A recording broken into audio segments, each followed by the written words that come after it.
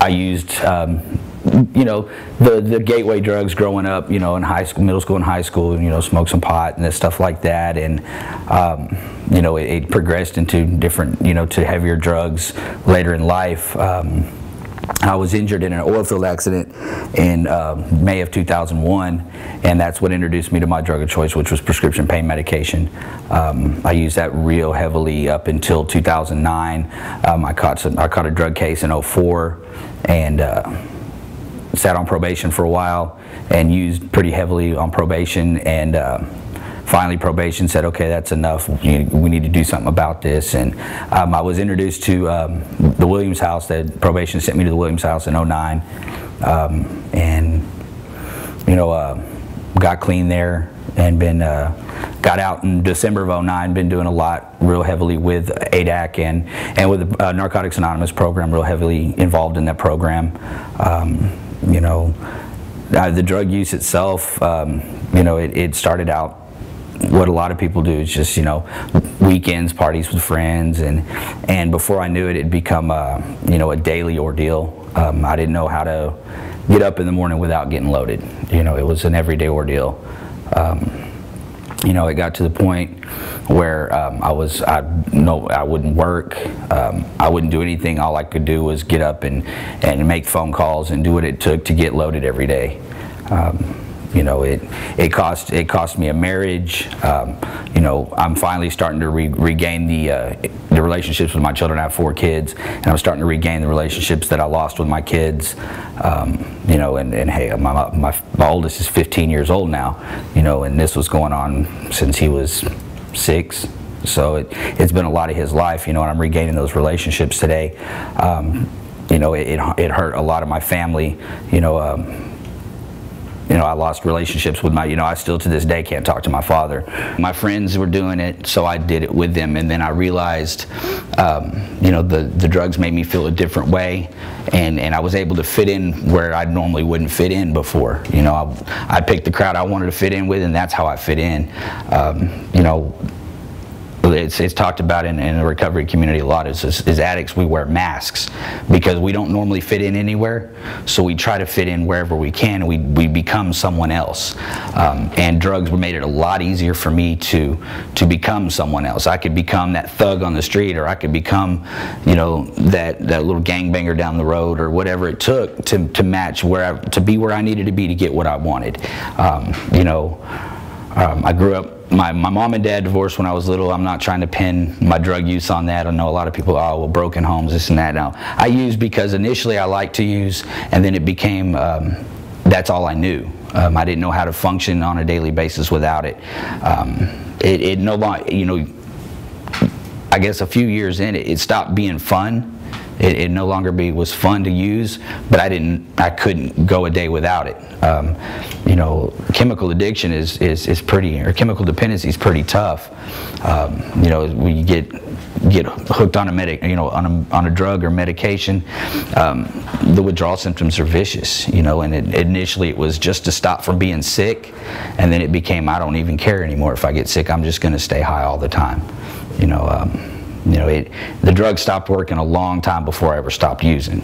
You know, the last 4 or 5 years of my addiction, actual active addiction, it was a 40-hour-a-week job. You know, it was full-time work just to get what I needed to make it through the day. You know, and then I would do things that, you know, that I look back and go, wow, I can't believe I did that. You know, stealing from people and you know, lying to family to get what I wanted. You know, stealing from family, and you know, I mean, just to keep from getting sick every day. You know, it was pretty vicious. I remember the very first time that I actually asked for help was probably, it had to be early in 2009, May or June of 2009. I was sitting down with my probation officer, and you know, the state of Texas couldn't tell me I couldn't take the prescription medication. My doctor gave it to me, but I wasn't taking it like prescribed. I was taking as much as I possibly could, and without overdosing. And I sat down with my probation officer and said, there's something wrong here. I can't stop doing this. And it took a very specific set of circumstances. The doctor I had a stroke. I lost my prescription, and I was still using. I was getting them off the street. And I sat down with my PO and I said, look, I don't know what to do anymore. I said, I can't stop using. Even when I want to, I can't stop. You know, I tell myself I'm not going to use today, and before I knew it, I was getting loaded. And I asked my probation officer, what can I do? You know, I mean, if you have to send me to jail, fine. Just something to get me away from this. Instead of locking me up like it happens to a lot of people, you know, I feel my probation officer had a heart and said, okay, we'll find you some help. And they got me introduced to ADAC, and I went through the Williams house, and you know, I realized that, you know, I won't say stopping was hard, but it wasn't easy. But it was definitely worth it. You know, that 42 days that I spent there at the Williams house, you know, it taught me that 85% of the staff there were recovering addicts. So I mean, I knew it was possible. I just didn't know how I was going to do it. You know, life still goes on outside of those walls, and it was difficult. But you know, the guys there understood, because we were all doing the same thing. We were all there for the same reason, and we were, you know, we were close, and it was enjoyable. At the end of the 42 days, it was hard to walk away from the place. You know, first and foremost, there was fear of what was fixing to happen as I was getting out of that protected environment. But I had built a lot of friendships in there. You know, a couple of the guys I'm still very close to today. You know, and this was almost 2 years ago. We've become very close friends. But the Williams house was an interesting experience, but it was absolutely worth it. You know, I've got friends that are talking about going there now because they're dealing with the same thing that I had to deal with. So it was. I remember the very first day vividly. I got out and I went home, and it was the weirdest experience. My phone rang. I hadn't been home 15 minutes, and it was the guy that I used to buy drugs from on the street. And I'm like, the guy hasn't called in 42 days. I don't even know how he knew I was home, but he called me immediately. It was scary. I mean, it was terrifying. I was grateful to be home and be away from, you know, get out of that environment, be home with my children, and at my house, you know, be able to sleep in my own bed again. But it was confusing. I didn't know.